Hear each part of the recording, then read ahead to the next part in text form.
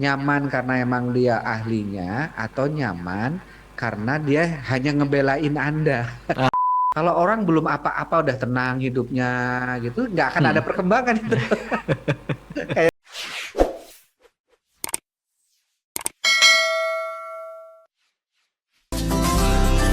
Sesaat lagi Anda akan menyimak Bincang Psikologi Keluarga.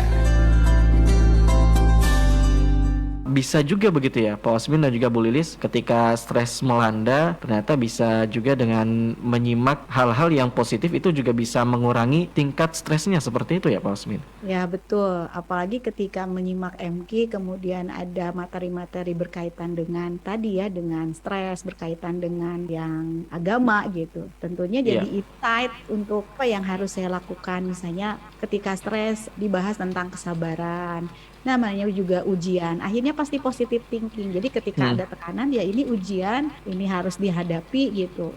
Kan persoalannya bukan masalahnya, tapi bagaimana ketika mengatasi masalah tersebut. Iya. Karena tadi Pak Wasmin juga mengatakan apa nih sumber atau penyebab semua segala sesuatu bisa jadi penyebab ya. Hmm. Nah, di hal apa saja yang menjadi sumber stres itu? Iya. Yang pertama ketika kita frustasi ya, mengalami hambatan ketika mencapai sesuatu pasti kita frustasi. Jadi tekanan Pak Wasmin ya Hmm. itu jadi bisa stres.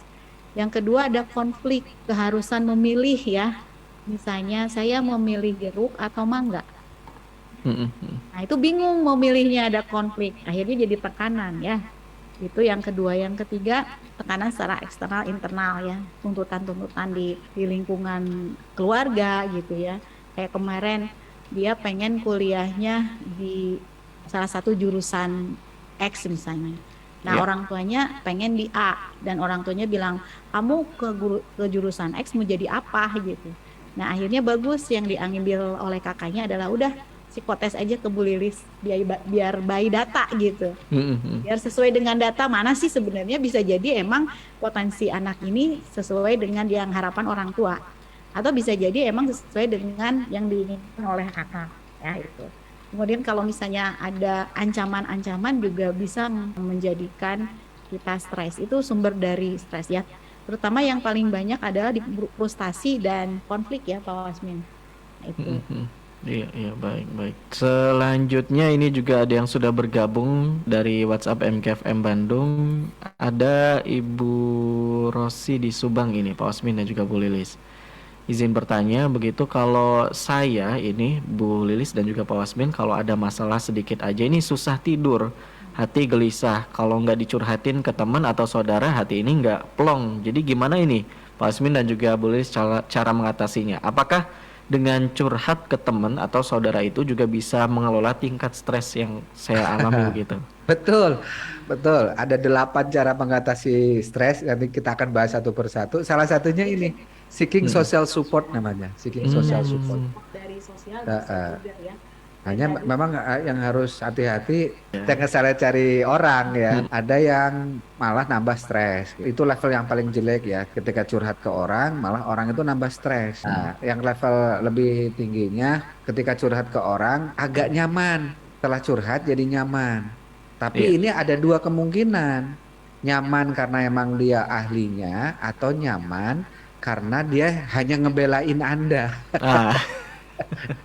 Karena Iya, bisa iya. jadi harus ada yang diubah dari Anda, tapi teman yang buat nyaman ini nggak menunjukkan bahwa ada yang harus dirubah dari Anda, ngebelain Anda terus gitu. Anda memang Hmm. nyaman, tapi di situ tidak ada perubahan. Maka level ketiga yang bagus, curhatlah ke ahli yang dia bukan hanya membuat Anda nyaman, tapi dia juga akan menunjukkan solusinya. Memang harus Iya. ada beberapa yang dikoreksi dari kita gitu, dari Nah, Anda. iya, iya, iya, iya. Yang kalau Iya. nggak dikoreksi ya akan gitu-gitu terus gitu. Mm-mm. Kalau kemarin kejadiannya Kang Huda, saya Mm-mm. malah dicurhatin orang yang sering dapet curhat. Oh Wasmin gimana ya? Itu teh, bukan saya sih. Fokusnya ke bully sebetulnya, hanya saya karena ngedenger, jadi Mm. kayak ke saya juga. Ya Iya. dulu gimana sih? Dia curhat bahwa itu teh sering curhat ke saya, tapi teh diulang deh tadi itu. Jadi dia mulai mulai agak kesel gitu ya, karena Iya. si Mm-mm. temennya yang sering curhat ke dia itu curhatnya tadi diulang-ulang gitu. Sama terus begitu ya Pak Osmin ya. Akhirnya Bu Lilis waktu itu di sebelah saya juga menyarankan, ya ibu juga harus tegas, saat tertentu ibu harus tunjukkan bahwa dia itu memang harus ada yang diubah dari sikap dia gitu. Iya, Oh iya. gitunya, tapi nggak apa-apa itu nanti dia jadi nggak lari dari saya nggak, jadi ya nggak apa-apa kalaupun lari teh Bu, tapi kan ibu harus menunjukkan. Mungkin awalnya shock ya. Iya. Kalau kita misalnya kok saya tuh datang itu pengen dibelain loh gitu ya. Kok ini nggak dibelain malah nyari-nyari apa yang harus diperbaharui, yang harus dirubah dari saya. Nah itu malah positif ya Pak Waspi. Kalau misalnya ngerubah, kita fokus pada diri sendiri, merubah orang lain tidak berubah kan tidak apa-apa, kita masih tetap bisa produktif. Iya. Jawabannya kan udah. Ya, tapi bisa itu curhat, namanya kalau di psikologi katarsis, mengeluarkan yang ada energi negatif kan harus dikeluarkan. Nah setelah dikeluarkan tentunya harus ditangani, jangan dikeluarkan terus aja gitu, nggak ada tadi penanganan. Iya. Baik. Terima kasih Pak Osmin dan juga Bu Lilis. Mudah-mudahan terjawab ya dari Subang yang bergabung juga di siang hari ini. Tadi ya poinnya ya jangan sampai kita salah pilih teman untuk curhat juga ya begitu ya Pak Osmin dan juga Bu Lilis begitu. Karena ya bisa dibayangkan juga begitu kalau misalkan teman yang hanya sekedar mendengarkan kemudian mendukung dan akhirnya nanti malah justru mengkompori begitu, bisa dikatakan juga seperti itu ya Pak Osmin ya. Iya, nggak menyelesaikan masalah, hanya cuma menenangkan saja. Baik. Selanjutnya ini Pak Wasmin dan juga Bu Lilis menyapa dari Bandung kembali dari WhatsApp MKFM Bandung yang bertanya dari sahabat kita di Cianjur. Ini apakah kesehatan mental itu kaitan eratnya dengan keyakinan kita kepada Allah Ta'ala begitu Pak Wasmin? Karena saya merasakan sendiri jika kurang yakin akan pertolongan Allah setelah sebelumnya saya memaksimalkan ikhtiar, maka membuat badan saya terasa capek, letih, lesu, bahkan pala pusing seperti orang kurang darah. Namun apabila rasa percaya penuh Allah ini akan menolong saya, alhamdulillah badan saya pun terasa segar-segar saja ini. Seperti apa ini Pak Osmin dan juga Bu Lilis? Iya, ini kalau kategorinya positif reappraisal kalau di Lazarus itu. Dia mulai punya paradigma positif karena mulai ada keyakinan atau belief spiritualitas. Kan orang stres itu kalau merasa, orang tenang itu kalau merasa punya backing ya. Iya, Kan betul. ada beberapa orang yang PD-nya beraninya jadi nambah kalau dia di backingin sama bintang 5 gitu ya. Sampai ngebunuh teh kirim-kirim gitu di rumahnya sendiri gitu sih karena Iya. ya, kan harusnya kalau ngebunuhnya di mana gitu, tapi karena kepedeannya tinggi banget gitu, merasa dilindungi sama backing yang hebat gitu, jadi dia ngebunuh aja tenang gitu, nggak stres. Nah bagaimana kalau orang merasa di backingi sama penguasa semesta ini, gimana dia nggak tenang gitu ya. Jadi sambil ini juga mensugesti ke diri sendiri gitu ya. Kadang-kadang kita kan merasa masalah itu begitu besar, aduh kumaha asa berat gitu tuh. Padahal kita tuh nggak sendiri gitu. Kita tuh punya Allah yang maha besar. Yang tidak akan meninggalkan kita ya. Kalau kita tergantung pada manusia, pasti ada titik kecewanya. Karena manusia kan tidak luput dari itu. Kalau tergantung pada Allah, Allah itu ya maha benar gitu. Nah itu ketika yakin itu pasti akan tenang, akan terjadi tenang gitu ya. Karena tidak jadi tekanan lagi, karena ya ada Allah. Untuk Allah apa sih yang nggak bisa ya, kun fayakun gitu. Betul. Serahkan pada Allah. Baik, jadi ini memang tingkat positifnya itu luar biasa begitu ya Pak Osmin ya, untuk Ya, mengapresiasi dirinya begitu.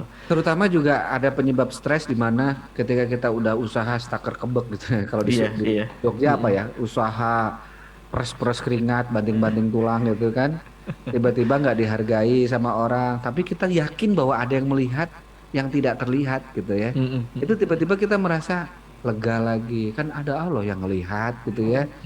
Kan kadang-kadang gondok banget loh Kang udah. Benar. udah gini, udah segininya ya ampun masih dikomentarin negatif gitu.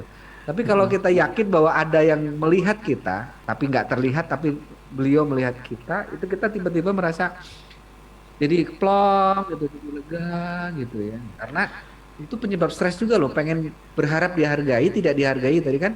Stres tadi itu adalah kesenjangan antara harapan dan kenyataan. Apanya pengen Dihargai, kenyataannya dicuekin gitu ya. Iya. Stres. Pasti stres tuh, jadi nggak enak aja gitu, ulang-ulang sampai di rumah juga. Tiba-tiba yakin bahwa ada zat yang melihat, yang tidak kelihatan, kita tiba-tiba udah nyaman, udah enak, itu udah berdamai gitu. Ini hanya kalau saya hanya jawab benar, itu kan jadi penjelasan ilmiahnya nggak ada ya. Iya, iya. Tapi kenapa bisa begitu? Itu penjelasan secara analisisnya gitu ya. Kenapa kalau kita yakin bahwa ada Allah dengan segala sifat-sifatnya, sifat adilnya, maha besarnya, pengasih dan penyayangnya gitu. Makanya tauhid itu bukan hanya dua, tapi tiga. Yang ketiga itu asma wa sifat gitu. Iya, betul. Karena dengan begitu kita jadi, oh iya ya, kalau saya merasa hidupnya kadang merasa sendiri, weh gitu ya, sedih di bawah sendiri gitu, sepi di bawah sendiri, kayak nggak ada Allah aja gitu. Silakan udah. Baik, baik, baik, Masya Allah. Jadi memang mudah-mudahan ini juga menjadi catatan juga untuk kita semuanya begitu ya, sahabat MK dan juga sahabat Yogyakarta di sahabat Zahra, silakan. Baik, terima kasih sahabat Huda. Ini dari Yogyakarta juga sudah ada yang bergabung begitu untuk bertanya kepada Pak Wasmin dan juga Bu Lilis. Ini ada sahabat Anissa ini di Bantul, ini ingin bertanya. Sahabat Anissa ini juga sering menjadi tujuan untuk teman-temannya bisa bercerita atau berkeluh kesah. Nah, sebetulnya sahabat Anissa ini ingin memberikan istilahnya ingin memberikan solusi atau memberikan masukan. Tapi sebetulnya cara yang baik itu seperti apa ya Pak Wasmin dan juga Bu Lilis, agar dari kitanya sendiri pun juga tidak menambah stres orang tersebut. Takutnya kalau memberikan masukan dan juga penyampaiannya tidak benar, nanti justru akan menambah stres temannya. Seperti itu Pak Wasmin dan juga Bu Lilis dari sahabat Anissa. Wah, ini materinya sudah mulai materi coaching ini ya. Ini materinya materi coaching ya, tapi saya bocorin dikit aja ya, ketika kita menjadi tempat curhat, pengen mengoreksi tapi takutnya dia malah jadi nggak nyaman gitu ya. Salah satunya dengan teknik question, teknik bertanya gitu. Contohnya misalnya, dia itu gini gitu. Gini itu yang gimana gitu. Kadang-kadang kalau dibuat spesifik, ya itu wajahnya cemberut. Benarkah itu cemberutnya untuk Anda atau memang ada masalah yang lain? Iya, iya. Mungkin nggak ada kemungkinan dia cemberutnya bukan karena Anda, tapi juga karena masalah dia sendiri. Iya sih mungkin, tapi kenapa ke saya orangnya? Oh iya, oh iya, kenapa ya ke Anda ya? Kan bisa aja ke orang lain. Ada nggak orang lain yang dicemburutin sama dia selain kamu? Ada juga sih temen. Nah, itu sebetulnya teknik-teknik coaching. Coaching itu sebuah teknik bertanya untuk membantu klien menemukan sendiri penyelesaiannya, menemukan sendiri rencana planning ke depannya bagaimana gitu. Makanya biasanya coaching nanti diakhiri dengan kalimat, apa rencana kamu setelah ini biar nggak ngalamin kayak gitu lagi. Nah, itu kalimat sebelum selesai itu, kayaknya saya udah ada yang jaga jarak aja sama dia. Ah, bagus. Nah, oke, itu salah satu. Kedua apa gitu. Dan kita pun juga harus melihat sebenarnya dia butuh untuk masukan dari kita atau hanya tadi mengeluarkan saja muntahannya. Biasanya suka nanya, Bu, Ibu mau mengeluarkan muntahan atau misalnya nanti akan dipandu untuk ada solusi. Solusinya. Aku pengen didengar aja, karena juga Pak Wasmin ada beberapa orang yang dia Hanya pengen didengar curhat aja. aja. Nah, kita harus tahu gitu. Nah, supaya tahu mending tanya aja gitu ya. Nah, tanya misalnya udah. Nah, kalau dia 3 kali bisa mengeluarkan, misalnya 3 kali ngeluarin aja terus. Ini sudah cukup, sudah 3 kali. Kamu waktu pertemuan hari Selasa, Rabu sudah mengeluarkan. Nah, sekarang terakhir ya. Nanti ke depannya kita fokus solusi gitu. Jadi kamu juga tidak ngeluarin aja, tapi ada Nah, solusi. sudah mulai berulang tuh kan masalahnya. Sudah tadi, sudah nanti kitanya juga jengah gitu Iya. kan. Nah, benar. masalahnya tadi Nah. Bu Lilis gitu. Kayaknya di sebelah Bu Lilis denger curhatan orang yang sering dicurhatin gitu ya. Tadi tak Bu Lilis tak kumaha orang teh gitu. Ya berarti Iya. kan tahap katarsis sudah selesai kalau udah sering ya. Tinggal nanti dimulai dari, betul kata Bu Lilis, dimulai dari pertanyaan. Ini kira-kira mau lebih ke mau nyampaikan saja atau perlu ada informasi dari saya atau perlu bantuan solusi dari saya, enggak gitu ya. Kalau dia Iya. bilang nggak usah deh teh, saya cuma pengen ngobrol aja ya, walaupun keempat Iya. kelima ya nggak apa-apa gitu. Tapi untuk berikutnya mayarnya sejam teh. Enggak itu just Iya. kidding. Karena juga ada beberapa yang datang ke kami ya, ke saya gitu. Dia mau cerita, terus saya tanya, saya mau mengeluarkan aja, boleh, semangga silakan. Dan solusinya biasanya dari dia juga gitu. Iya. Gitu. Pasnya nanti ketemu lagi dia sudah gimana Bu? Alhamdulillah udah beres. Saya tidak memberikan saran apapun gitu, itu bisa. Cuman emang jangan terlalu sering juga ya. Jadi perlu diklarifikasi begitu ya. Enaknya nih gimana nih begitu ya? Karena ini juga kan terkait dengan pola komunikasi yang akan kita bangun juga seperti apa begitu ya Pak Wasmidnya. Ya, betul. Tolonglah yang ingin ditolong. Nah, Karena kan kita menolong orang yang Tidak ingin ditolong. nah iya. Kita kecewa. Kenapa ya Bu Lili? Dia tuh sudah ditolong sama aku tapi gitu. Bisa jadi orang itu nggak mau ditolong gitu. Kenapa ya? Dihargai aja kalau saling menghargai. Karena nggak mau ditolong. Baik. Satu pertanyaan lagi yang sudah bergabung ini Pak Wasmin dan juga Bu Lilis sebelum kita jeda dari MKFM Bandung. Ada sahabat Bagir di Lembang ini Pak Wasmin dan juga Bu Lilis. Kalau ini mengenai minta solusi dan juga tanggapannya begitu.